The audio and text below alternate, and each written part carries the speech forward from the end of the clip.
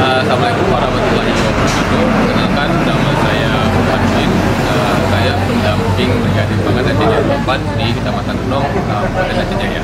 Brigade Aceh Jaya 8 kita bentuk di bulan Januari 2025 beranggotakan beberapa orang dari berbagai latar belakang pendidikan. Alhamdulillah mereka juga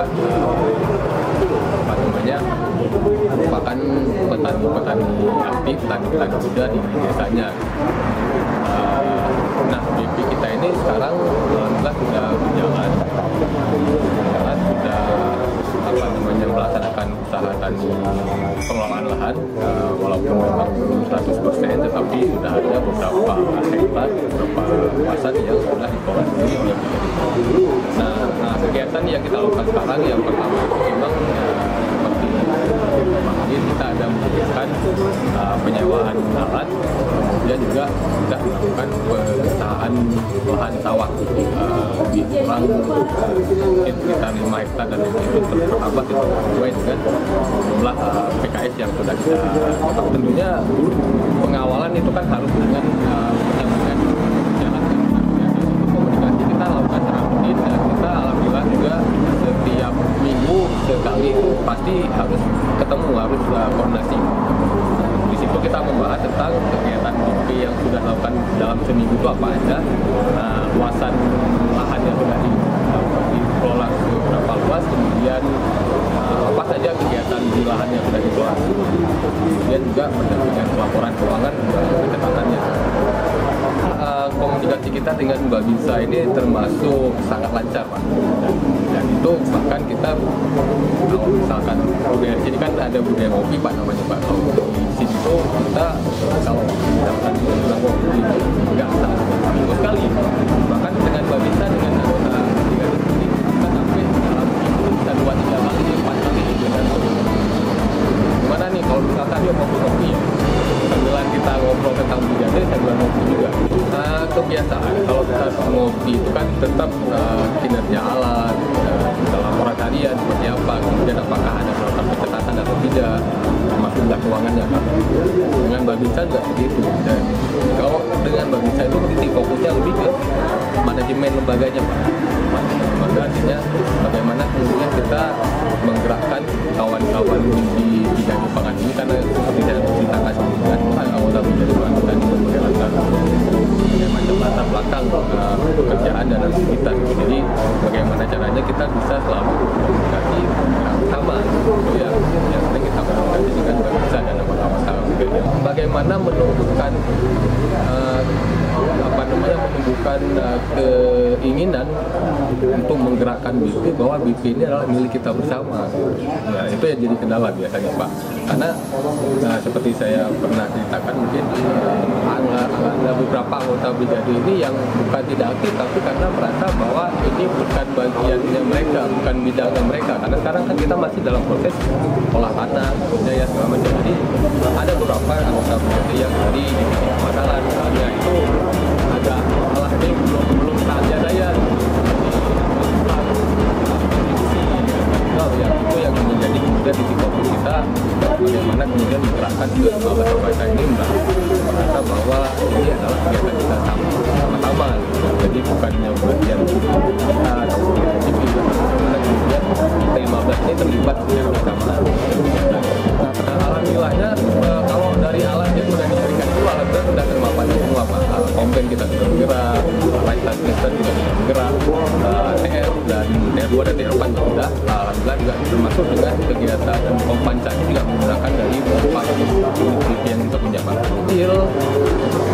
Sementara ini kan kita masih dalam proses uji daya, kita belum mendapatkan hasil yang seperti yang kita harapkan sesuai dengan hitungan, tapi yang untuk sementara kita sudah mendapatkan dan sudah merasakan juga manfaat dari Hujah, Pak. Yaitu kita sudah mendapatkan pendapatan, mungkin masih belum banyak karena kita pendapatannya juga merasakan 15 orang, tapi sudah ada. Kita yakin ada hasil dari budaya karena ada beberapa luasan lahan yang kita dapatkan sesuai dengan kebutuhan. Kalau dari hasil kemarin ada di angka 20-an lebih, dan ini kemarin juga baru masuk ada 10 jutaan baru 2 atau 3 hari sudah kita dapatkan.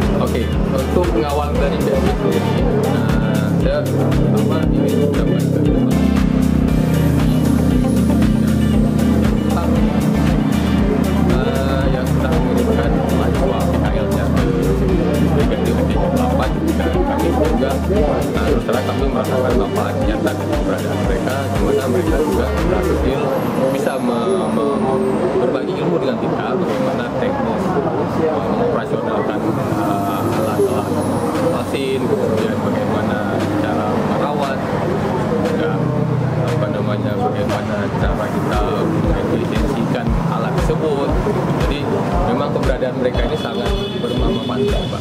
Dari segi komunikasi dari komunikasi dari anggota PKL yang terlibat di brigade depan, saya lihat mereka mampu bersosialisasi dengan baik di brigade dan juga di lingkungan di sekitar. Saya lihat ada antusiasme masyarakat terhadap kegiatan usaha sawah dengan adanya brigade Pak. Karena apa? Brigade kita ini kan didukung dengan alat mesin. Mereka tahu nih, oh di brigade ada DR4, ada DR2, ada mesin tanam padi, ada mesin panen padi. Jadi mereka juga penasaran, gimana sih cara alat itu bekerja, apa sih efeknya kalau kita gunakan, apakah semakin mempercepat atau tidak. Dan hasil kerja kita di lapangan kemarin membuktikan bahwa beberapa petani yang sudah menggunakan alat dari kita itu merasa bahwa oh ini manfaatnya juga sangat besar gitu. Misalkan kemarin di kelompoknya di Madero itu mereka juga sampai praktek sendiri didampingi oleh mahasiswa PKL, praktek sendiri mengoperasionalkan alat tanam padi, rain tanam. Nah itu mereka merasakan manfaatnya bahwa banyak dengan menggunakan mesin tanam padi itu yang tanda yang satu peta bisa 2-3 hari, kita hanya selesai dari 30 menit. Jadi saya lihat memang antusiasme masyarakat sehingga kemudian sampai sekarang banyak yang sudah menghubungi brigade untuk bisa nggak nih olahan kita, bisa nggak nih tanam di lahan kita gitu. Jadi saya pikir memang dengan adanya Alsin dan mahasiswa PKL ini bisa benar-benar bagi kita menekankan bahwa ini adalah jadi apapun cerita setiap liter solar yang setiap rupiah yang keluar dari itu harus menjadi modal. Setiap kilo benih yang disalurkan melalui itu harus menjadi modal. Jadi kita mau BP ini memang menjadi unit bisnis yang mandiri, yang tidak melakukan yang tidak bergantung kepada bantuan kita. Kita harapan semangat dari kawan-kawan kita nih, semangat dari kawan-kawan kita ini memang karena mereka juga masih muda, kemudian ingin tahu juga besar, kemudian juga semangatnya itu juga luar biasa. Jadi kami optimis ini kita bisa jalan.